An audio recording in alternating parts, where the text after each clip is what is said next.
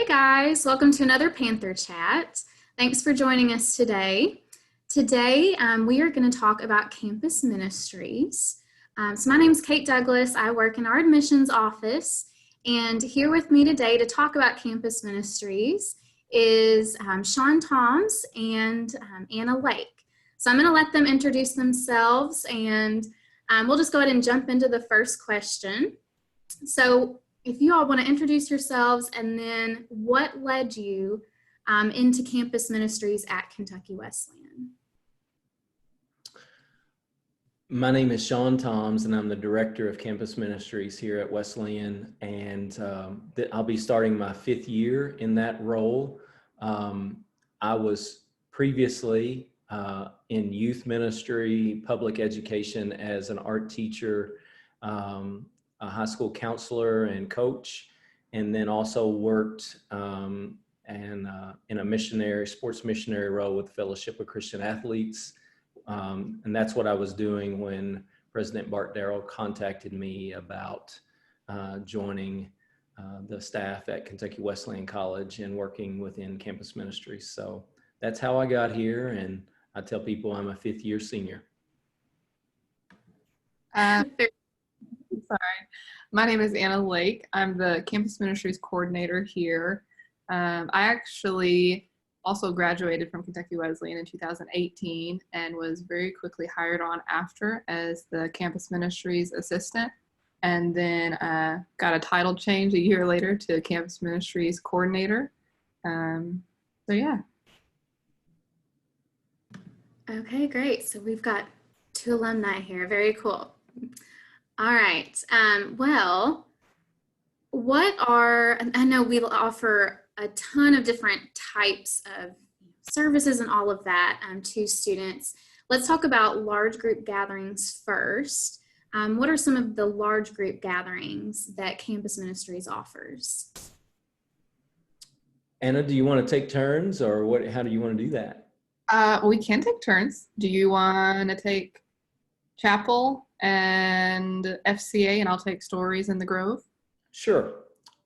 Chapel is one of our large group opportunities. Chapel is for not only our students, our faculty, and our staff on campus, but it's also a service that is open to our community, to our Owensboro community. And over the last several years, we have grown into, prior to the end of our last spring semester, we were averaging over 80 people in chapel each week. And so we're really thankful that weekly voluntary chapel service has become a time of worship, that midweek type of break, not only for our students, but also for some of our faculty and staff and people within our community. We're thankful for that. It's a short service. We start at 12:12 and end at 12:45, so that allows for people to still grab lunch or bring lunch in with them. For them, if a class runs over before that, or if they need to leave to get to class, we've shortened it and made it real efficient and real tight. And I think it's been pretty user friendly for those who have attended. We involve as many of our students involved in campus ministries as possible, as greeters, people who sign in, people who pray opening prayers, do announcements, do welcomes, do all sorts of things, including leading worship and speaking. And so our students are involved in that. We also have community ministry partners and leaders and worship teams that come in, and we alternate and have different ministry leaders, pastors, ministers, priests, people who come in and share during that time, and then also share their gifts in music as well. So we really feel like it's a campus and community event. So Stories is every other Wednesday evening at 8:08 p.m. We like our times. Your all's time things always crack me up. And at first I was like, why is that? But it helps you remember. It does. I don't think I've had a student once ask me what time our services are after they initially hear about them. So I'm like, it sticks in your brain. But yeah, Stories is every other Wednesday evening at 8:08 p.m. And it's just a time for students and even community members to come together to hear many testimonials of what's going on in either students or faculty and staff or community members' lives, and just how God is working through them. And it could be about what's happening in the present. It could be about what has happened, 10, 15, 20 years ago. But we normally have one student and then one community member, or one faculty or staff or one community member is normally how we'll do it. And for me, at least, the amazing thing has been no matter who we have sharing, their stories always seem to connect in some way.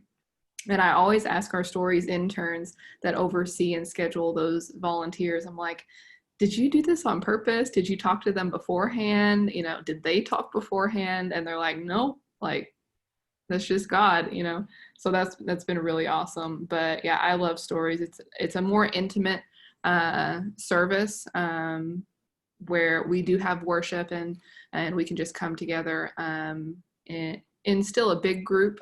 We average, oh gosh, I want to say maybe 45 up to the 50 mark, which was really amazing to see this past semester. Very cool. As far as yes, go ahead, add whatever you want. Okay, I'm sorry. We had a couple of more large group things. With our FCA huddle, many people are familiar with the Fellowship of Christian Athletes, and we know how big sports is. Maybe it's too big, but it's very influential in our society, in our world, and some of the most influential people are athletes and coaches. Everyone's important. No one's any more important than anyone else, but there are people that we know that they have some influence on campuses, and not just college campuses, but middle school and high school campuses.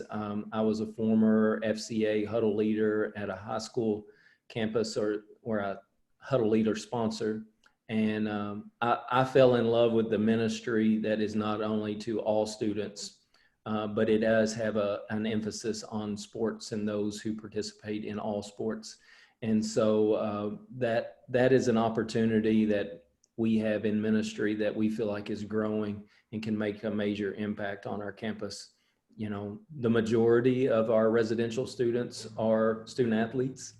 And so we have, over the last couple of years, worked very hard with our student leaders to develop a Fellowship of Christian Athlete team of student leaders. And we're excited about the direction for that. But they have regular scheduled meetings, and they are student-led meetings. And so peers are leading peers. And a lot of things we have that going on in campus ministries, but specifically with FCA, it is a peer-driven ministry. And so it is specific, but not exclusive to our student athletes. Okay, very cool. Any other large group gatherings? The last one that we really have, apart from like service trips, which we take quite a few students to, but the last large group service that we offer once a semester is called Worship in the Grove. This started, oh gosh, 3.5 years ago. Mm-hmm. Is that right?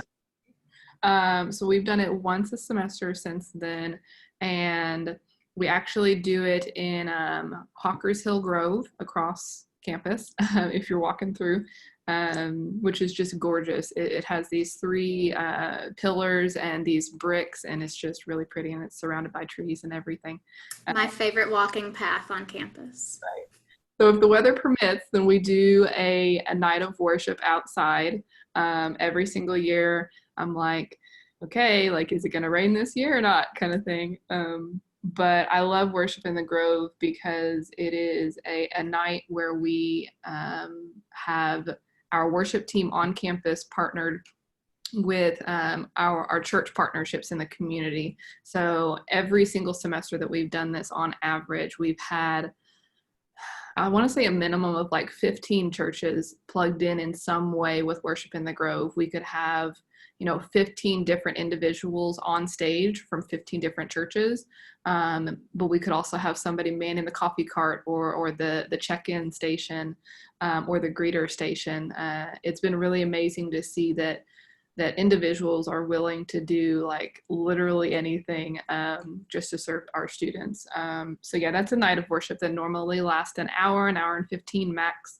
And it's just a time for us to come together as a, campus body, but also community, and just worship. So. Yeah, I just will add something to that, Kate, before we move on. Is Anna's done a great job of coordinating that Worship in the Grove, and it's she's very protective of that baby of hers, and it's been a blessing to many people, not only our students, but our campus community as a whole, and and then our Owensboro community. It's been a blessing, and she's done a great job with that. And the last time we had it in Hocker Hall Grove, it was just beautiful.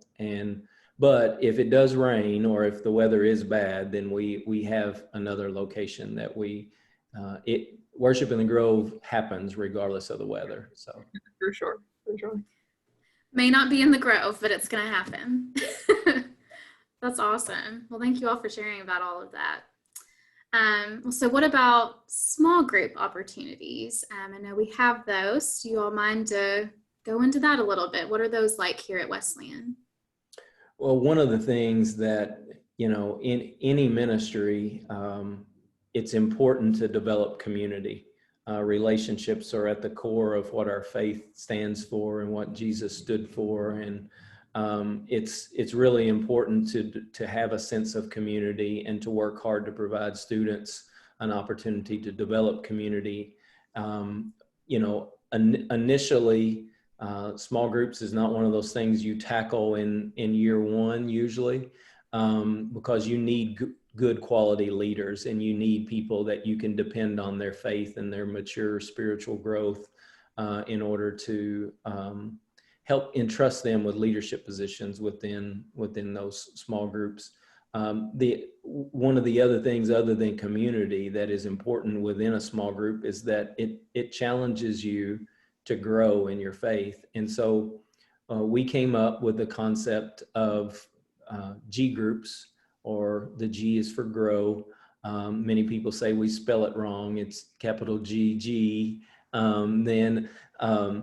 But it is a G group. It stands for a grow group. And last year was really our official launch of it. We kind of dabbled in it a little bit and offered a few groups the year before, but last year was really the first year that it was organized, and we had great participation, and we had some great leaders who worked within those groups. And this year we're excited about the new opportunities, and we've made some little tweaks, and we now have a new G group, small group intern that's overseeing that. And the powerful ministries are peer-to-peer.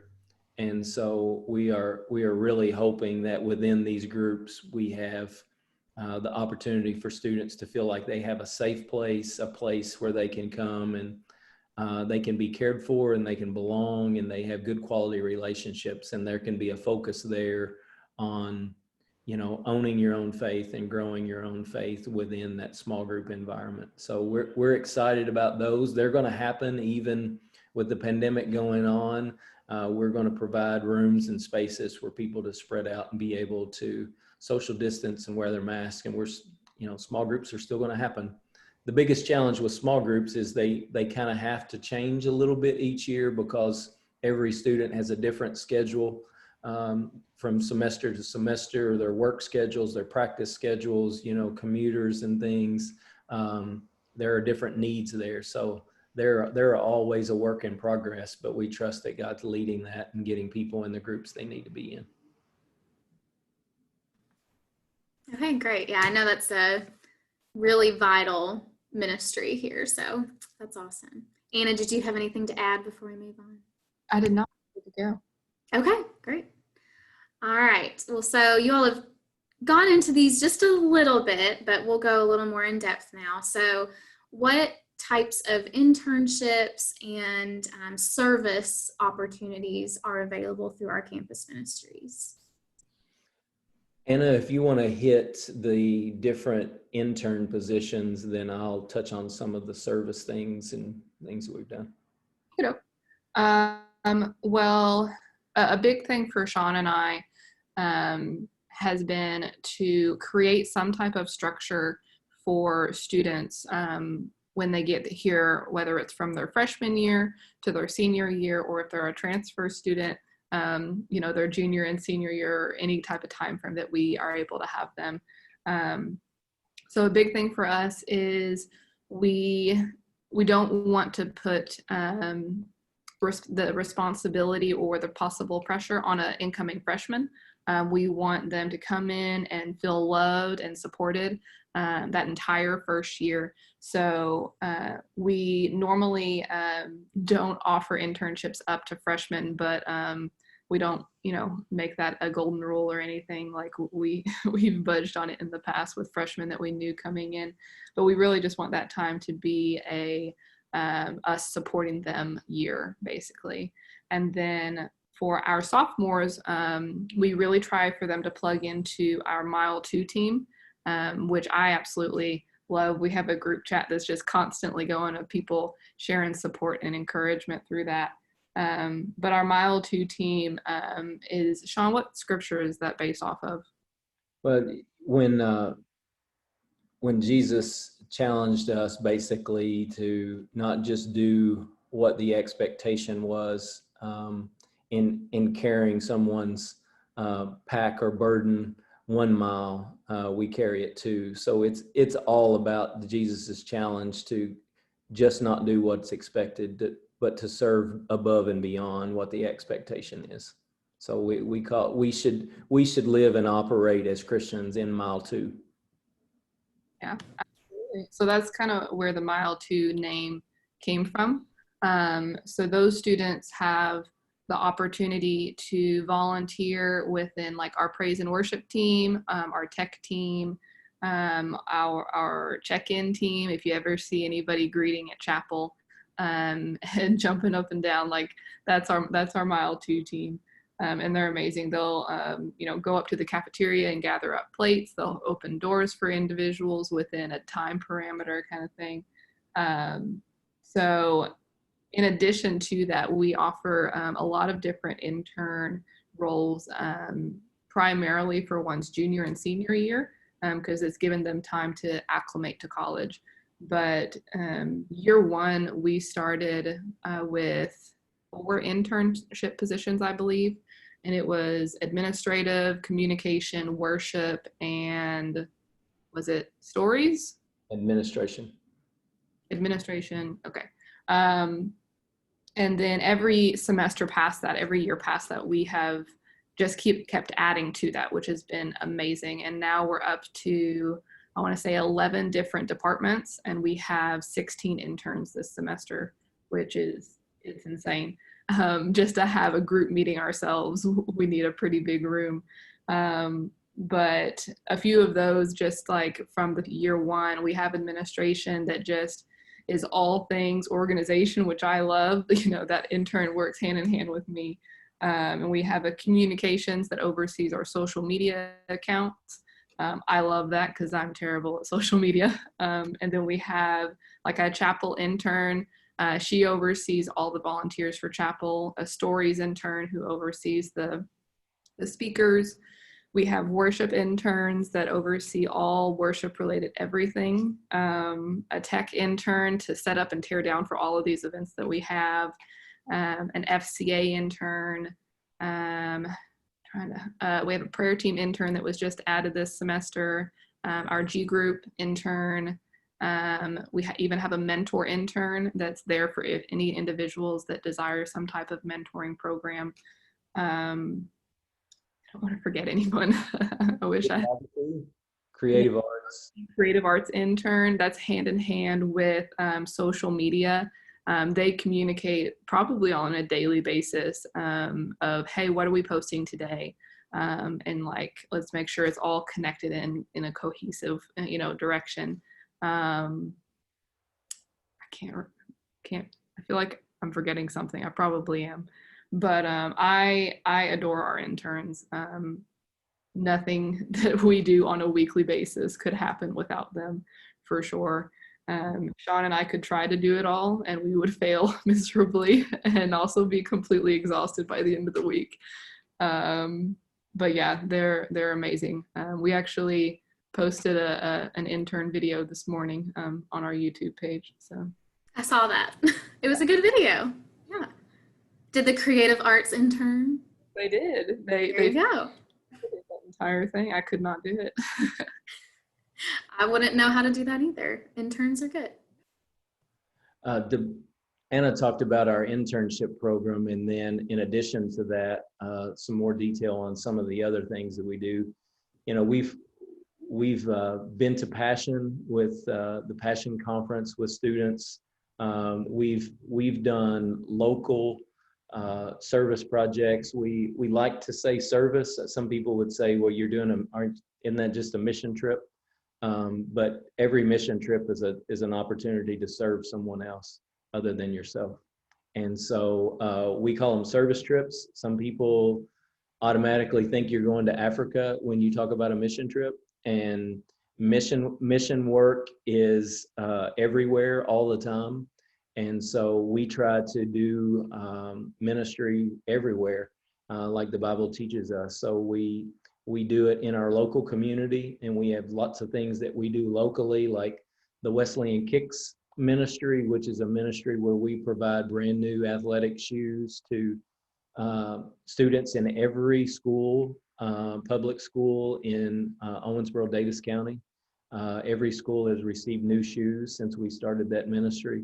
Thousands of pairs of shoes have gone on the feet of those who didn't have the proper footwear, not appropriate for the weather, or they were too big or too small or had holes in them. And that's an unbelievable ministry that I could talk for hours about.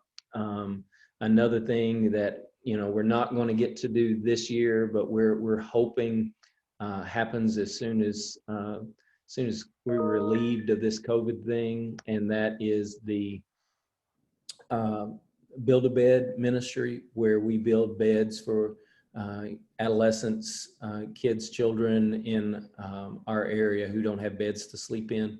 And last year during our Build-A-Bed, we built 43 beds, and they're from scratch. I mean, we pull the wood off the stack, and they're sanded, they're cut, and they're assembled, and they're decorated, and they get a new mattress and a new comforter and sheets and pillow, and they get new pajamas and toothbrush, toothpaste, and Bibles, and it's delivered to their home. And we are blessed to be able to put shoes on people's feet and provide beds for kids to sleep in our own community. And then we've gone abroad and regionally, and we've gone to other states and done some mission work. We've done it in the Gulf, and we've done it also from the standpoint of some of the regional things beyond Davis County. We've been able to go to some camps and build some beds and do painting, and we've done beach cleanup, and we've done food related things. And the service opportunities are basically endless, and we try to provide students many opportunities to plug in and do things not only locally but also wherever they want. We're developing some partnerships for some international trips as well. Instead of reinventing the wheel as far as international mission work, we have many churches that have ongoing regular mission trip ministries that are already in place, and we hope to give students the opportunity to plug into those. Very cool. One of my favorite things to see on campus is the Build-A-Bed day, when everybody's out there. I mean, literally just like you said, from scratch, just building beds. It was a very cool thing to see. I loved that day. So yeah. All right. Well, this is the fun question. Not that the others aren't fun, but this is always my favorite question. And it is, what is your favorite thing about Campus Ministries? And I know that's also probably a difficult question to answer. Whoever thinks of it first can go first. Well, I have many favorites, and this is just one that's personal. Growing up, I didn't have the greatest of circumstances, and they weren't as bad as some, and they were worse than others. And I'm thankful for how God provided. But there was a time when on the campus at Kentucky Wesleyan College where things weren't good for me, and I felt at times very alone in that. I became a Christian at 13 years old because I didn't grow up in a church family or with any people to disciple me. I kind of was on my own with this relationship and not a way to grow it or to own it or to figure out how being a Christian works in the world and day to day. I just didn't have that. And so I didn't have that when I was at Kentucky Wesleyan College. So it's a very difficult time when a lot of things are new and a lot of experiences are new and a lot of firsts for people, especially from an independent standpoint. Some people come and they've been on their own for a long time, but when you're doing college for the first time, when no one else in your family has gone to college, when you're trying to figure out how to pay for it, how to navigate it, when, elementary, middle, high school, people told you where to be, your books were there, your seats were there, everything was mapped out for you and provided for you. And that's just not the case in college. You have to own your own education and you have to own your own faith.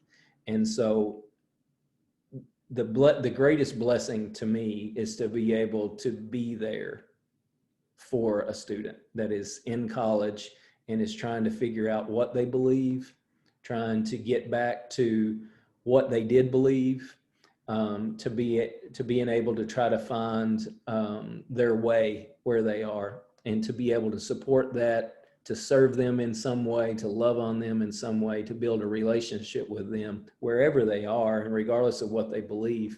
We hope that then leads them to a relationship with Jesus Christ. And so that just the opportunity to be there for people is the greatest blessing for me. Can't make anyone do anything, but just caring enough to be there and to offer is important.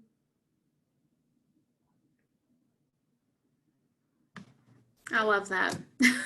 Yes, amen. Anna, what's your favorite thing? Sure. I feel like weirdly enough, sorry, my camera keeps changing. I think Sean and I actually talked about this yesterday when we were having a meeting, and we were just talking about how cool it is to see our students and our interns not only owning their faith and growing it, but also owning their passion alongside with that. Like we said before, like we couldn't do anything that we do without our intern program or just our student volunteers. And whenever we meet with them one-on-one and we, try our best to encourage and empower them to, take something that we've given them or hand it off and say, hey, run with this because we feel like this is where your passion is. And it's really cool to see them just hit the ground running and say, like, I love doing this. Like, this is what God has called me to do, at least for right now. I mean, like that's evident in so many cases when you walk into chapel and you see people jumping up and down. Like, that's because our chapel intern took the initiative and found people and poured into them. So it's just a trickle effect, really, where Sean and I really try to empower and pour into our student leaders, but we ask them to do the same with students that they talk to on a weekly basis. So I would say that's probably my favorite thing is, weirdly enough, just sitting back and seeing it all happen. I feel like my part is so small, you know, in the grand scheme of things, because at the end, you know, it's just God working through everybody. But it's really cool to see the big picture of like, oh my gosh, like God, you're so cool. You made all of this happen through us. So yeah. I love that too. Great answers. Well, is there anything else that you all would like to share? Oh, You're Sean, not. you're muted. Sorry. That's okay. My first Panther chat. I'm scared. Thank you for giving us an opportunity to do this. I don't want it to end without saying how much we appreciate the opportunity to share about, you know, what we really feel like is just a blessing for us to be able to serve on our campus. And, you know, God has given us that opportunity and that platform to do that. And we're thankful for that. And we're also thankful to be able to share it and for you give us an opportunity to chat about it. Is there anything that we've missed that you think maybe would be important for us to share? I don't think so. I think you guys covered everything. Yeah, thank you so much just for sharing your hearts today and just your passion. I know that you all are so passionate about our students and about this ministry. It's, you know, kind of, I would say, just a very vital thing on our campus, just something that really pours into our students. And so, yeah, we just appreciate you guys. Thank you so much for joining us. But guys, thanks again for joining us on this Panther chat. You can join us every week this fall on Facebook, and we'll have another one posted. So thanks, and we'll see you next time. Thank you.